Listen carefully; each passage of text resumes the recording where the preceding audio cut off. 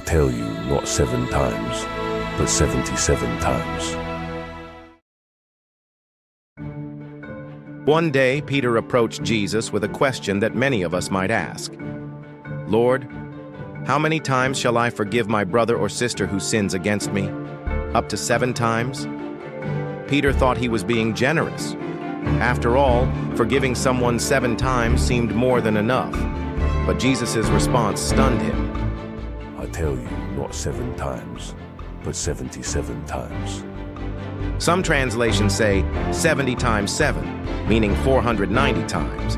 But Jesus wasn't giving an exact number. Instead, he was teaching something deeper. Forgiveness has no limit. To make his point clear, Jesus told a parable.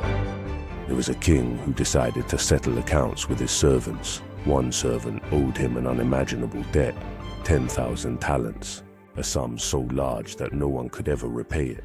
When the servant begged for mercy, the king took pity on him. He forgave the entire debt and let him go free.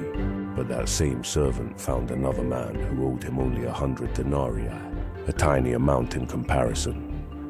Instead of showing the same mercy he had received, the servant grabbed the man, demanded payment, and threw him into prison. When the king heard about this, he was furious. He called the servant back and said, "You wicked servant, I forgave all your debt because you begged me. Shouldn't you have had mercy on your fellow servant just as I had on you?" Then the king handed him over to be punished. Jesus ended with a powerful warning. This is how my heavenly Father will treat each of you unless you forgive your brother or sister from your heart.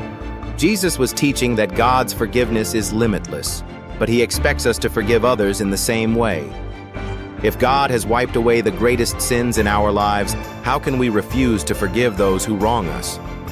True forgiveness isn't about keeping count. It's about reflecting the love and mercy of God.